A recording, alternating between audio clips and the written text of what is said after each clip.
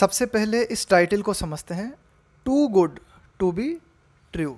ये एक ईडियम होती है और इसका मतलब होता है कि कोई बात जो इतनी ज़्यादा अच्छी है कि उस पर विश्वास करना कठिन है। उदाहरण के तौर पे मैं आपसे कहूँ कि अगले महीने मैं आपके अकाउंट्स में 10-10 लाख रुपए डालने वाला हूँ, तो आप कहोगे कि यार your statement seems too good to be true. आपका जो स्टेटमेंट है वो इतना ज़्यादा अच्छा है कि उस पर विश्वास करना मुश्किल है।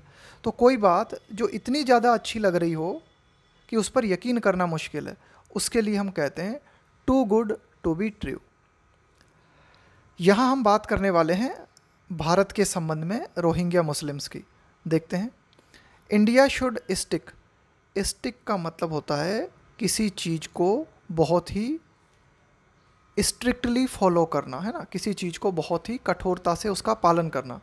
तो India should stick to the plan to better the lives of the Rohingya until हम लगाते हैं एक टाइम से जुड़ी हुई कंडीशन को दिखाने के लिए कि इस समय तक, इस टाइम पीरियड तक देयर रिटर्न होम।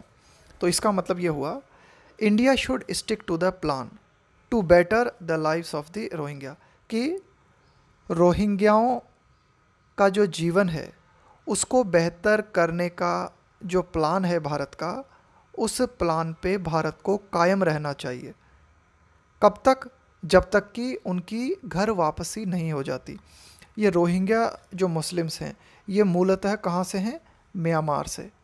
ठीक है, तो जब तक म्यांमार वे वापस नहीं लौट जाते तब तक भारत का ये जो प्लान है रोहिंग्या जो मुस्लिम्स हैं इनके जीवन को बेहतर बनाने का, उस प्लान का भारत को पूरी तरीके से जो है पालन करना चाहिए, उस पर कायम रहना चाहिए। The announcement on social media bye urban development minister Hardeep Puri. Social media पर एक घोषणा की गई, किसके द्वारा? ये जो शहरी मंत्री हैं, अर्बन डेवलपमेंट मिनिस्टर, शहरी विकास मंत्री जो हैं, इनका नाम है हरदीप पुरी। तो इनके द्वारा सोशल मीडिया पे घोषणा की गई। अब ये यहाँ कॉमा से लेकर और ये कॉमा तक, ये क्या है, एक एडिशनल जानकारी दी जा रही है हमें। Of the Modi governments decision. तो मिस्टर हरदीप पुरी ने किसके बारे में जानकारी दी? मोदी सरकार के डिसीजन के बारे में। क्या कहा उन्होंने कि भाई मोदी सरकार का डिसीजन है टू हाउस। यहाँ हाउस आया है वर्ब के रूप में। इसका मतलब हुआ किसी को घर उपलब्ध कराना, किसी को शरण उपलब्ध कराना, किसी को रहने के लिए जगह उपलब्ध कराना। टू हाउस अबाउट का मतलब है लगभग 1100 रोहिंग्या माइग्रेंट्स का मतलब है प्रवासी। Now living in makeshift slums. Slum का मतलब होता है गंदी बस्ती और मेकशिफ्ट का मतलब होता है टेम्परेरी। जैसे आपने एक टेम्परेरी झोंपड़ी बना ली उसकी, है ना, तो उसको कहेंगे मेकशिफ्ट हट। तो यहाँ इसका मतलब हुआ कि जो शहरी विकास मंत्री हैं हरदीप पुरी, उन्होंने सोशल मीडिया पे एक अनाउंसमेंट की। उस अनाउंसमेंट में उन्होंने मोदी सरकार के डिसीजन के बारे में बताया कि मोदी सरकार जो है वह क्या डिसीजन था मोदी सरकार का। उन्होंने बताया कि भाई मोदी सरकार का जो डिसीजन है कि लगभग जो 1100 रोहिंग्या प्रवासी हैं जो कि वर्तमान में कहाँ रह रहे हैं, अस्थायी झुग्गी झोपड़ियों में या गंदी बस्तियों में रह रहे हैं, उनको, है ना, उनके लिए जो है घर बनाए जाए, ना, उनको आवास उपलब्ध कराया जाए, उन्हें जो है आवास उपलब्ध कराया जाए। इन फ्लैट्स विथ एमेनिटीज़, यानी कि उन्हें जो है आवास उपलब्ध कराया जाए कुछ बेसिक सुविधाओं के साथ। एमेनिटीज़ का मतलब होता है बेसिक सुविधाएं। इंस्टीड का मतलब है के बजाय, है ना। Proved, too good to be true. तो मिस्टर हरदीप पुरी का ये जो स्टेटमेंट था ये वास्तविकता की बजाय, मतलब ये जो है ना too good to be true, ये स्टेटमेंट कुछ ऐसा प्रतीत हुआ कि इस पर यकीन करना मुश्किल है ना। ये फाइनली जो है ये इस तरह से जो है साबित हुआ कि इस पर यकीन करना मुश्किल है। विद इन आवर्स, कुछ ही घंटों के भीतर, mister Puri was countered. Counter का मतलब होता है जैसे मैं आपको काउंटर करूं, इसका मतलब है आपने जो बात कही है मैं उसके विरोध में कुछ बात कहता हूं। तो mister Puri was countered by the home minister's office. कुछ ही घंटों के भीतर मिस्टर पुरी का जो स्टेटमेंट था उसे काउंटर किया गया, यानी कि उसका एक तरीके से विरोध किया गया। कहाँ से? गृह मंत्रालय के ऑफिस से। विच डिनाइड, तो भारत के गृह मंत्रालय की तरफ से इस बात को इनकार किया गया, एनी सच इंटेंशन, इस तरह के किसी भी इरादे को होम मिनिस्टर्स ऑफिस की तरफ से इनकार किया गया। यानी कि मिस्टर हरदीप पुरी ने तो कहा कि भाई मोदी सरकार का इरादा क्या है। मोदी सरकार का इरादा ये है कि लगभग जो 1100 रोहिंग्या प्रवासी हैं जो कि वर्तमान में मेकशिफ्ट झोपड़ियों में रह रहे हैं, उनको जो है फ्लैट्स उपलब्ध कराए जाएं एमेनिटीज़ के साथ। और इस स्टेटमेंट के विरोध में गृह मंत्रालय की तरफ से बयान आया, यानी कि गृह मंत्रालय ने इस तरह के किसी भी तरह के इरादे से इनकार किया। इंस्टीड का मतलब है के बजाय, यानी कि ये जो स्टेटमेंट है मिस्टर हरदीप पुरी का है ना, तो इसके बजाय है ना, इसके बजाय गृह मंत्रालय की तरफ से जो है क्या कहा गया, टर्मिंग देम। टर्म का मतलब है किसी के बारे में कुछ कहना, टर्म का मतलब है करार देते हुए, टर्मिंग का मतलब होता है करार देते हुए, ऐसा कहते हुए। टर्मिंग देम, यहाँ पे देम आया है रोहिंग्या मुस्लिम्स के लिए। इलीगल फॉरेनर्स, इलीगल फॉरेनर्स है ना, कि भाई अवैध विदेशी करार देते हुए, यानी कि गृह मंत्रालय की तरफ से रोहिंग्या जो मुस्लिम्स हैं इनको इलीगल फॉरेनर्स करार दिया गया है। और इस तरह के किसी भी इंटेंशन का विरोध किया गया है ना। ये जो मिस्टर हरदीप पुरी ने स्टेटमेंट दिया था, तो इस स्टेटमेंट का विरोध गृह मंत्रालय की तरफ से किया गया है। आगे देखते हैं। इट सेड, यानी कि गृह मंत्रालय की तरफ से ये कहा गया, the plan was to keep them sequestered. अब ये जो शब्द आया ना सीक्वेस्टर, इस सीक्वेस्टर का मतलब होता है कि भाई आपने क्या किया, जैसे कोई लोगों का समूह है उसको अलग कर दिया आपने। सीक्वेस्टर का मतलब होता है टू सेट अपार्ट, या फिर सेक्ल्यूड कर देना, अलग कर देना किसी को, है ना, पृथक कर देना, अलग कर देना। In their present homes, it said the plan was to keep them sequestered in their present home. यानी कि गृह मंत्रालय की तरफ से ये कहा गया कि भाई प्लान ये था कि ये जो भी रोहिंग्या मुस्लिम्स हैं इनको उनके घरों में बिल्कुल अलग करके रखा जाए, उनको पृथक करके रखा जाए। और ये जो इनके वर्तमान घर हैं विच वुड बी डेजिग्नेटेड, डेजिग्नेट का मतलब होता है नामित करना, है ना, नाम देना। Which would be designated as detention centres. Detention centre का मतलब होता है जैसे मान लो कुछ लोग हैं उन्हें किसी पर्टिकुलर जगह पे रोक के रखा जाए, तो उस जगह को हम कहेंगे डिटेंशन सेंटर्स। वाइल, तो कुल मिला के गृह मंत्रालय की तरफ से ये कहा गया कि भाई प्लान ये था कि इनको इनके घरों में जो है अलग करके रखा जाए, और बाद में क्या किया जाएगा कि इनके घरों को जो है डिटेंशन सेंटर के रूप में नामित किया जाएगा। और जबकि और इसी दौरान और क्या कहा गया, the government continued efforts to deport them to Myanmar. देखो डिपोर्ट का मतलब होता है किसी को, यानी कि जो विदेशी है उसे उसके देश फोर्सफुली वापस भेजना, उसको बोला जाता है डिपोर्ट। और साथ ही साथ ये भी कहा गया कि भाई सरकार जो है उसके प्लान जारी हैं इन लोगों को वापस म्यांमार भेजने के। The announcement itself was puzzling. Mister Hardeep Puri के द्वारा ये जो अनाउंसमेंट किया गया यह अपने आप में काफ़ी ज़्यादा कंफ्यूजिंग था, काफ़ी ज़्यादा पजलिंग था। Mister Puri is a senior minister and N experienced diplomat. Diplomat का मतलब होता है राजनयिक, कूटनीतिज्ञ, है ना। तो मिस्टर पुरी जो हैं अपने आप में एक बहुत ही सीनियर मंत्री हैं और बहुत ही अनुभवी राजनयिक हैं। And his statement was unequivocal. Unequivocal का मतलब होता है बिल्कुल क्लियर कट, बिल्कुल स्पष्ट, ऐसा स्टेटमेंट जिसमें किसी तरह का कोई डाउट नहीं है, है ना। तो उसको हम बोलते हैं अनइक्विवोकल। अनइक्विवोकल, अनइक्विवोकल का मतलब है कि भाई जो बिल्कुल एकदम स्पष्ट है, बिल्कुल क्लियर है, बिल्कुल क्लियर कट है। तो कुल मिला के मिस्टर हरदीप पुरी जो थे उनका जो स्टेटमेंट था वो बिल्कुल स्पष्ट था। नॉट ओनली डिड ही से, न केवल उन्होंने ये कहा दैट द प्लान वाज, क्या कहा उन्होंने कि जो प्लान था वो ये था, was to move the migrants from squalor. देखो स्क्वेलर का मतलब होता है कोई बहुत ही गंदा स्थान है ना, उसके लिए हम प्रयोग मिलाते हैं स्क्वेलर, यानी कि ऐसी कंडीशन जो कि यानी कि बहुत ही ज़्यादा गंदगी से भरी हुई कोई स्थिति है, तो उसको हम कहेंगे स्क्वेलर। तो एक तरीके की ऐसी कंडीशन जहाँ की बहुत ही ज़्यादा गंदगी है ना, उसके लिए हम प्रयोग में लाते हैं स्क्वेलर। तो न केवल मिस्टर पुरी ने ये कहा कि प्लान ये था कि जो प्रवासी लोग हैं यानी कि जो रोहिंग्या हैं, इनको ये जो उनकी गंदी स्थिति है वहाँ से निकालकर अपार्टमेंट में शिफ्ट किया जाए, from squalor to apartments build for the economically weaker section. Economically weaker section, आर्थिक रूप से पिछड़े हुए लोग, है ना, ये है इकोनॉमिकली वीकर सेक्शन का मतलब, ठीक है।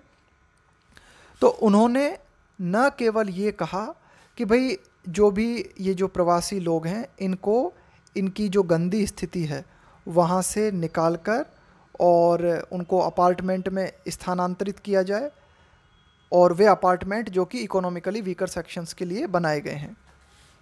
और कहाँ पे बनाए गए हैं ये apartments? On the outskirts of Delhi. देखो आउटस्कर्ट्स का मतलब होता है कि भाई जो बॉर्डर होता है ना उसको बोलते हैं आउटस्कर्ट्स, है ना, कि भाई बाहरी बाउंड्री। जैसे हमने कहा कि दिल्ली की आउटस्कर्ट, इसका मतलब है कि ये रहा दिल्ली, और दिल्ली की ये जो सीमावर्ती क्षेत्र हैं उसको हम कहेंगे outskirts.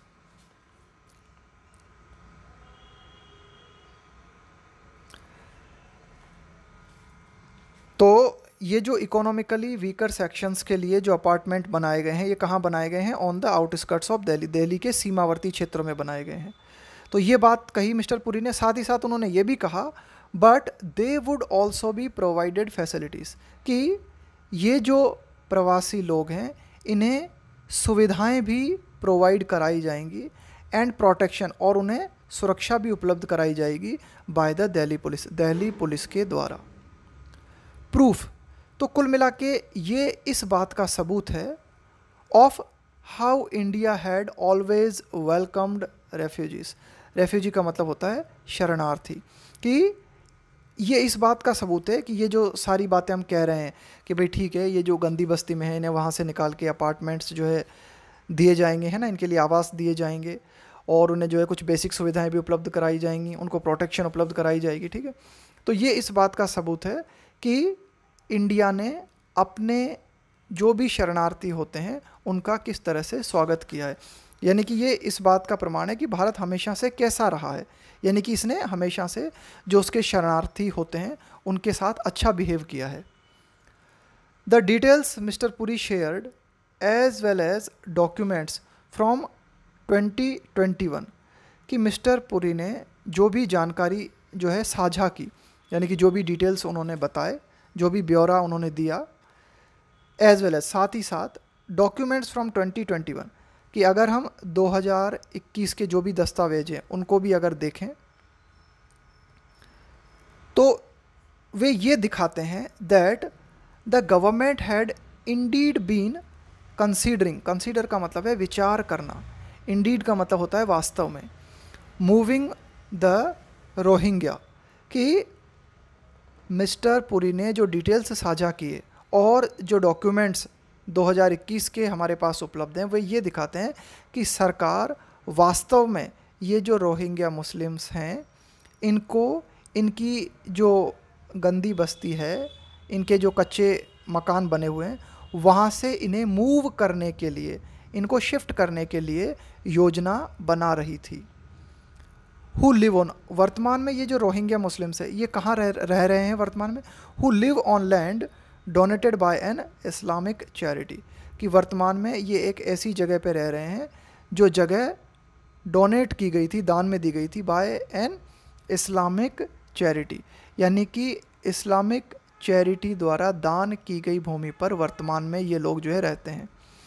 After their previous homes were burned down, देखो ये बर्न डाउन ये आपकी एक फ्रेजल वर्ब है। बर्न डाउन का मतलब होता है आग के द्वारा जलाकर किसी घर को पूरी तरीके से डिस्ट्रॉय कर देना, उसको हम बोलते हैं बर्न डाउन, ठीक है, बर्न डाउन का मतलब हुआ कि आग के द्वारा जलाकर किसी घर को पूरी तरीके से नष्ट कर देना, ठीक है।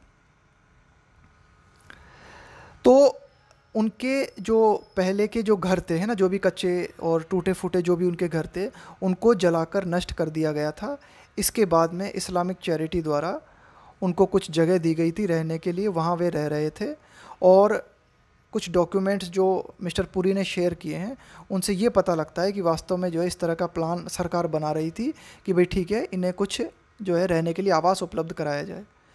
There has been some suggestion, इस तरह का भी सजेशन देखने को मिला है, इस तरह का सुझाव भी देखने को मिला है, दैट द रूलिंग पार्टी, की जो सत्तारूढ़ पार्टी है, जो पार्टी सत्ता में है, फेस्ड बैकलैश, बैकलैश का मतलब होता है प्रतिक्रिया, बैकलैश है ना, फ्रॉम इट्स सपोर्टर्स, कि सत्तारूढ़ पार्टी को सपोर्ट करने वाले जो लोग हैं उनकी तरफ से एक तीखी प्रतिक्रिया का सामना रूलिंग पार्टी को करना पड़ा। इंक्लूडिंग अ स्टर्न, स्टर्न का मतलब होता है बहुत ही स्ट्रिक्ट, बहुत ही सख्त प्रेस स्टेटमेंट फ्रॉम द विश्व हिंदू परिषद, यानी कि विश्व हिंदू परिषद की तरफ से एक बहुत ही कठोर बयान जारी किया गया। And it would be unfortunate if that was the principle behind what appears to be a reversal of policy. देखो, रिवर्सल का मतलब क्या होता है, वापस ले लेना, कि कोई पॉलिसी आप लेके आए, उस पॉलिसी को आपने वापस ले लिया। अपीयर का मतलब है प्रतीत होना, कि वर्तमान में ये जो पॉलिसी का रिवर्सल दिखाई देता है, यानी कि देखने में ऐसा लगता है कि सरकार कोई पॉलिसी को लेके आई और उस पॉलिसी को अब जो है वापस ले लिया। लेकिन अगर इस पॉलिसी को वापस लेने के पीछे सरकार के जो सपोर्टर्स हैं, जैसे कि विश्व हिंदू परिषद हैं, इनके द्वारा तीखी प्रतिक्रिया की गई और इसके कारण अगर सरकार ने इस पॉलिसी को वापस लिया, तो ये बहुत ही अनफॉर्चुनेट है, ये बहुत ही दुर्भाग्यपूर्ण है। इट वुड बी अनफॉर्चुनेट, ये काफ़ी दुर्भाग्यपूर्ण होगा। If that was the principle, principle का मतलब है कि भाई ये सिद्धांत था, ये विचार था, ये आइडिया था बिहाइंड, यानी कि इस पॉलिसी को वापस लिया गया और इस पॉलिसी को वापस लेने के पीछे विचार ये था कि सरकार को अपने सपोर्टर्स से, जैसे कि विश्व हिंदू परिषद है, इनकी तरफ से तीखी प्रतिक्रिया झेलनी पड़ी और इस प्रतिक्रिया के कारण अगर सरकार ने जो है वापस लिया इस पॉलिसी को, तो ये बहुत ही ज़्यादा दुर्भाग्यपूर्ण है। ऑन ब्रॉडर टर्म्स, कि एक जनरल वे में अगर हम बात करें, एक व्यापक रूप से अगर हम बात करें, द रोहिंग्या हाउसिंग इशू, कि रोहिंग्या का हाउसिंग का जो इशू है, यानी कि उनको आवास उपलब्ध कराना है ना, ये वाला जो इशू है, सीम्स प्रतीत होता है, to be an example of the clash, clash का मतलब होता है फाइट, संघर्ष है ना, लड़ाई एक तरह की, क्लैश बिटवीन द, यानी कि दो चीज़ें आपस में जब भिड़ जाती ना तो उसको हम बोलते हैं clash, between the Modi government's foreign policy committee, यानी कि रोहिंग्या मुस्लिम्स के आवास का जो मुद्दा है, ये मुद्दा एक उदाहरण प्रतीत होता है टकराहट का। किस चीज़ की टकराहट? Modi government's foreign policy commitment, commitment का मतलब है प्रतिबद्धता, यानी कि मोदी सरकार ने जो विदेश नीति है उसके प्रति अपनी जो प्रतिबद्धता दिखाई है, एंड इट्स डोमेस्टिक पॉलिटिक्स, और मोदी सरकार की जो घरेलू राजनीति है, इन दोनों में एक क्लैश दिखाई देता है। यानी कि मोदी सरकार की घरेलू स्तर पर राजनीति कुछ और है और मोदी सरकार की जो वैश्विक स्तर पे जो उसके कुछ कमिटमेंट्स हैं, है ना, उनमें क्या है, एक विरोध दिखाई देता है। ऑल्दो, यद्यपि मिस्टर पुरी ने ट्वीट किया, India has respected and followed the 1951 UN convention of refugees. देखो, भारत का जो फॉरेन पॉलिसी कमिटमेंट है वो क्या कहता है, जिसे मिस्टर पुरी ने ट्वीट भी किया, वो ये कहता है, India has respected and followed, कि भारत ने सम्मान किया है और पालन किया है किस चीज़ का, 1951 UN कन्वेंशन ऑफ रेफ्यूजीज़, कि शरणार्थियों से संबंधित 1951 का UN का जो एग्रीमेंट है, कन्वेंशन का मतलब होता है एग्रीमेंट, तो यूएन का जो एग्रीमेंट है शरणार्थियों के संबंध में, इस एग्रीमेंट का भारत ने पालन किया है और उसको फॉलो किया है। अब देखो, ये जो यूएन कन्वेंशन 1951 है, ये क्या कहता है? ये कहता है कि मान लो किसी देश में युद्ध के कारण या फिर एक कोई बहुत ही प्रतिकूल परिस्थिति के कारण शरणार्थी आपके देश में आ जाते हैं, तो आप उन्हें शरण दोगे। ये कहता है यूएन कन्वेंशन 1951। तो भारत ने क्या कह रखा है? भारत ने कहा है कि भाई ठीक है, हम ये हमारी जो फॉरेन पॉलिसी इसके प्रति प्रतिबद्धता दिखाएंगे। लेकिन भारत में अगर वर्तमान में जो सत्तारूढ़ पार्टी है उसकी अगर हम डोमेस्टिक पॉलिटिक्स की बात करें ना, तो उसमें हमें पोलराइजेशन दिखाई देता है ना, हिंदू मुस्लिम वाली बात काफ़ी ज़्यादा दिखाई देती है। तो ये एक क्लेश देखने को मिलता है। It is not a signatory. देखो, सिग्नेटरी का मतलब होता है जिस पर आपने हस्ताक्षर किए हैं। तो भारत ने यूएन कन्वेंशन 1951 का पालन करने का, इसका रेस्पेक्ट करने की बात कही है, लेकिन इस पर साइन नहीं किए हैं। ठीक है, mister Modi colleagues, mister Modi के जो साथी हैं, उनके जो सहयोगी हैं, such age home minister Amit Shah, जैसे कि होम मिनिस्टर अमित शाह, तो मिस्टर मोदी के जो सहयोगी हैं, have frequently disregarded the conventions. Mister Modi के कई सहयोगियों ने, जिनमें कि मिस्टर अमित शाह भी शामिल हैं, इन्होंने क्या किया है? फ्रिक्वेंटली मतलब बार बार, लगातार। डिसरिगार्ड का करने का मतलब होता है किसी चीज़ का सम्मान नहीं करना, उसे महत्व नहीं देना। द कन्वेंशंस 1951 के ये जो यूएन कन्वेंशंस हैं, इनका डिसरिगार्ड मिस्टर मोदी के कलीग्स के द्वारा लगातार किया गया है। रिफरिंग टू का मतलब है किसी के बारे में कुछ कहते हुए। रिफरिंग टू माइग्रेंट्स यानी कि जो प्रवासी हैं, उन प्रवासी लोगों को टर्माइट्स कहते हुए। देखो, टर्माइट का मतलब होता है दीमक। जैसे लकड़ी में दीमक लग जाती है ना, और लकड़ी को खोखला कर देती है, तो इसी प्रकार से ये जो विदेशी लोग हैं या फिर ये जो रेफ्यूजी हैं, ये जो शरणार्थी हैं, इन शरणार्थियों को क्या कहा गया है? इन शरणार्थियों को टर्माइट्स कह के संबोधित किया गया है ना, कि भाई ये दीमक की तरह है जो देश को खोखला करते हैं। Referring to migrants as termites. Stating in parliament, parliament में ये बयान देते हुए ना, स्टेटिंग इन पार्लियामेंट ना, पार्लियामेंट में ये स्टेटमेंट देते हुए दैट कि India would never accept the Rohingya, कि भारत रोहिंग्या मुस्लिम्स को कभी नहीं स्वीकारेगा। एंड इवन वायलेटिंग का मतलब है उल्लंघन करते हुए, और यहाँ तक कि उल्लंघन करते हुए किस चीज़ का? The UN principle of non refoulement, है ना। देखो, ये जो यूनाइटेड नेशंस हैं, इनका एक सिद्धांत है। क्या है वो सिद्धांत? नॉन रिफॉल्मो।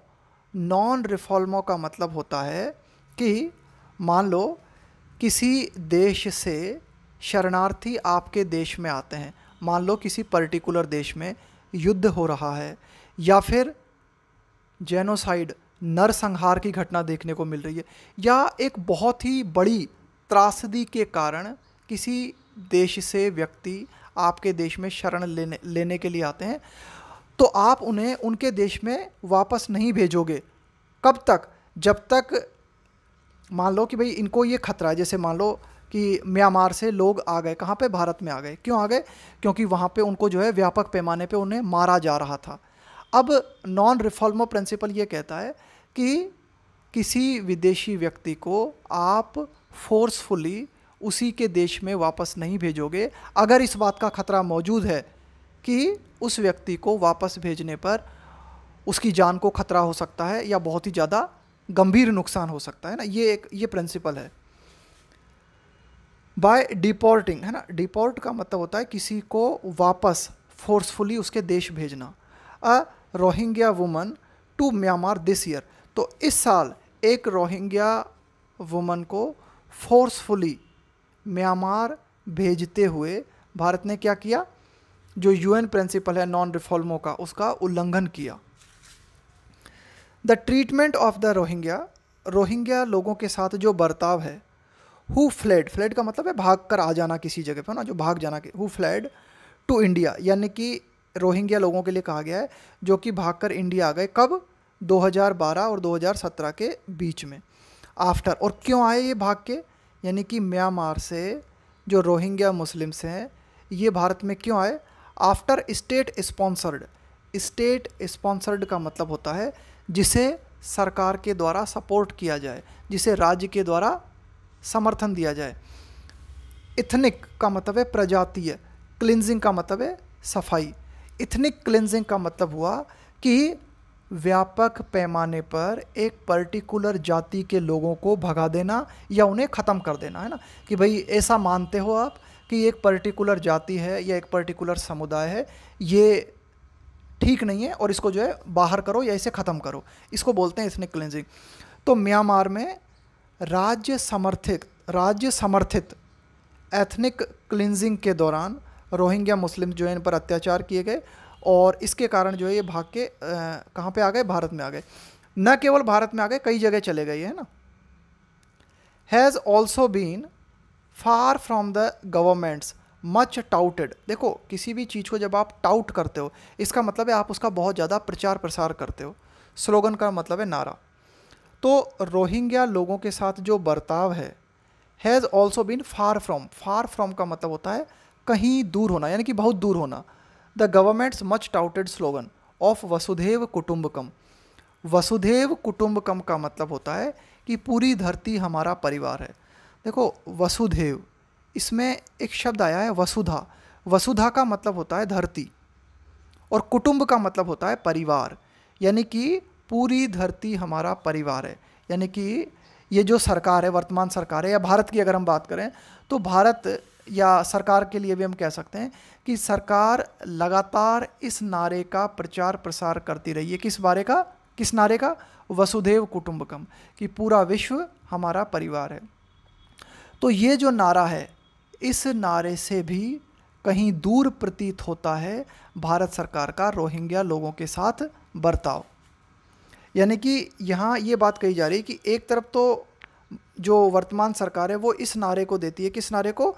वसुधैव कुटुंबकम, कि पूरा विश्व हमारा परिवार है, और दूसरी ओर लगातार जो है इनको बाहर निकालने की बात सरकार के द्वारा की जा रही है। ठीक है। The Rohingya have been driven out. Driven out का मतलब है खदेड़ देना, बाहर निकाल देना। Driven out of homes in Rajasthan and Haryana. तो ये जो रोहिंग्या लोग हैं जो कि राजस्थान और हरियाणा में भी बसे हुए थे, वहाँ से इनको खदेड़ दिया गया, वहाँ से इन्हें बाहर निकाल दिया गया। स्टिग्मेटाइज कर देने का मतलब होता है किसी के ऊपर धब्बा लगा देना, किसी को कलंकित कर देना। ठीक है। By local authorities and intelligence services, कि जो खुफिया एजेंसीज हैं, इसके अलावा जो क्षेत्रीय प्रशासन है, उन्होंने इन रोहिंग्या लोगों पर एक कलंक लगा दिया। किस बात का? उनके ऊपर यह आरोप लगाया, हु अक्यूज़ के साथ में आता है ऑफ, अक्यूज़ ऑफ समथिंग, इसका मतलब होता है किसी चीज़ का आरोप लगा देना। Accuse them of criminal and even terrorist intent, यानी कि जो राजस्थान और हरियाणा का जो लोकल प्रशासन है या फिर जो इंटेलिजेंस एजेंसीज़ हैं, उनके द्वारा रोहिंग्या लोगों पर आरोप लगाया गया, उनको जो है कलंकित किया गया कि भाई ये जो हैं अपराधी हैं, और यहाँ तक कि इनका जो इरादा है वो क्या है? इनका इरादा टेररिस्ट इंटेंट। टेररिस्ट इंटेंट होने का मतलब है कि आप जो है एक आतंकवादी की तरह काम करना चाहते हो, है ना, आपका इरादा जो है आतंकवादी गतिविधियों को अंजाम देने का है ना, इस तरह का अगर आपका इरादा है। New Delhi has also failed दस फार का मतलब होता है अब तक, कि नई दिल्ली जो है वह अब तक नाकामयाब रही है। किस चीज़ में? To play its role as a regional leader. यहाँ पे न्यू दिल्ली भारत सरकार के लिए कहा जा रहा है कि भारत सरकार जो है एक क्षेत्रीय नेता के रूप में अपनी भूमिका नहीं निभा पाई है। देखो अगर हम इस क्षेत्र की बात करें, ये जो एशिया क्षेत्र है हमारा, यहाँ पर भारत जो है एक बहुत ही पावरफुल कंट्री है और एक रीजनल लीडर है ना। अगर इस एशियाई क्षेत्र की बात करें तो चाइना और भारत दो बहुत ही प्रमुख ताकत हैं। इन कन्विंस का मतलब है किसी को राजी करना। म्यांमार, तो भारत म्यांमार को कन्विंस कर पाने में असफल रहा है। To provide its citizens homes and assurances, assurance का मतलब है आश्वासन, ऑफ सेफ्टी, कि भारत म्यांमार को इस बात के लिए कन्विंस नहीं कर पाया कि म्यांमार अपने नागरिकों को घर उपलब्ध कराए और उन्हें सुरक्षा का आश्वासन दे। और न ही भारत इस बात में कामयाब हो पाया इन ब्रोकरिंग। देखो ब्रोकरिंग का मतलब क्या होता है, दलाली करना या मध्यस्थता करना, dialogue between Dhaka and Naypyidaw Dhaka. अब देखो ये जो रोहिंग्या मुस्लिम्स हैं ना, ये रोहिंग्या मुस्लिम्स बहुत ज़्यादा मात्रा में बांग्लादेश में भी बसे हुए हैं। ढाका एंड और ये नेपिडो, ये म्यांमार की राजधानी है ना नेपिडो। टू इंश्योर, अब देखो करंट जीके है उनमें इस तरह के प्रश्न पूछे जाते हैं, जैसे पूछ लिया जाएगा आपसे नेपिडो किसकी राजधानी है। अब क्यों पूछा गया ये प्रश्न? ये प्रश्न इसलिए पूछा गया क्योंकि म्यांमार जो है, रोहिंग्या मुस्लिम्स जो है, ये एक बहुत ही चर्चित इशू है। तो आपको पता होना चाहिए कि भाई ये नेपिडो क्या है। तो आपसे सीधा सा पूछा जाएगा, ऐसे भी पूछा जा सकता है कि नेपिडो क्या है, एक जानवर का नाम, एक आप कह सकते हो कि एक पौधे की प्रजाति, एक राजधानी का नाम, और एक और चौथा ऑप्शन कोई दे दिया जाएगा या इनमें से कोई नहीं। तो अब देखो ये कितना मोटा प्रश्न हुआ है ना। अब जिनको पता है उनको तो लगेगा कि यार ये तो कितना हास्यास्पद प्रश्न है, लेकिन इस तरह के प्रश्न पूछे जाते हैं। तो कुल मिला के कोई भी जो टॉपिक होता है उससे संबंधित आपको सारी नॉलेज होनी चाहिए, ठीक है ना। Between Dhaka and Naypyidaw to ensure their return. To ensure का मतलब है सुनिश्चित करना, देयर रिटर्न, यानी कि भारत सरकार इस बात में भी सफल नहीं हो पाई कि वह बांग्लादेश और म्यांमार के बीच में जो है वार्ता सुनिश्चित कर सके, है ना, इनके बीच में जो है वार्ता सुनिश्चित कर सके ताकि रोहिंग्या मुस्लिम्स की वापसी हो सके। अबाउट लगभग अ मिलियन, 1 मिलियन में होते हैं 10 lakh. A million Rohingya live in Bangladesh, लगभग 10 लाख के करीब रोहिंग्या मुस्लिम्स जो हैं वे कहाँ रहते हैं, बांग्लादेश में। And an estimated 40,000 in India, और लगभग 40,000 के लगभग जो है भारत में रह रहे हैं Rohingya Muslims. Pakistan and Saudi Arabia house का मतलब है शरण देना, है ना, कि भाई यहाँ पे ये लोग रह रहे हैं। House about 7 lakh between them. तो पाकिस्तान और सऊदी अरब के बीच में लगभग 7 लाख रोहिंग्या मुस्लिम्स रह रहे हैं। In the absence of long term measures का मतलब है उपाय, टू रिजॉल्व का मतलब है हल करना, the issue. In the absence of long term में, इन द एब्सेंस ऑफ का मतलब है के अभाव के चलते, के अभाव के कारण, of long term measures to resolve the issue. तो ये जो रोहिंग्या समस्या है, ये जो पूरा की पूरा मामला है, ये इसको हल करने के लिए जब तक लंबे उपाय नहीं किए जाते हैं ना, तब तक द गवर्नमेंट कुड एटलीस्ट, तब तक सरकार ऐसा कर सकती है। क्या कर सकती है? कुड एटलीस्ट, कम से कम, एज मिस्टर पुरी सजेस्टेड, जैसा कि मिस्टर पुरी ने भी जो है सजेस्ट किया है, जैसा कि उन्होंने भी सुझाव दिया है। Provide the helpless community, helpless का मतलब है असहाय, है ना, हेल्पलेस, है ना, ये मतलब है हेल्पलेस का कम्युनिटी, कि ये जो रोहिंग्या कम्युनिटी है जो असहाय है ना, जो कि बहुत ही हेल्पलेस कम्युनिटी है, यानी कि जब तक ये पूरा की पूरा जो मुद्दा है इसका समाधान करने के लिए दीर्घकालीन उपाय नहीं किए जाते, तब तक, जैसा कि मिस्टर पुरी ने भी सुझाव दिया है, भारत सरकार क्या कर सकती है, इस कम्युनिटी को जो है सहायता उपलब्ध करा सकती है। Provide the helpless community better living conditions, तब तक भारत सरकार क्या कर सकती है, इनको बेहतर आवासीय स्थिति जो है उपलब्ध करा सकती है। अनटिल, कब तक? देखो अनटिल फिर आया है टाइम पीरियड के लिए ना, किस टाइम पीरियड तक? देयर फ्यूचर इज सिक्योर्ड, कि जब तक ये जो रोहिंग्या लोग हैं इनका भविष्य सुनिश्चित नहीं हो जाता, तब तक कम से कम भारत सरकार क्या कर सकती है कि ये जो कम्युनिटी है इसे बेहतर लिविंग कंडीशंस उपलब्ध करा सकती है।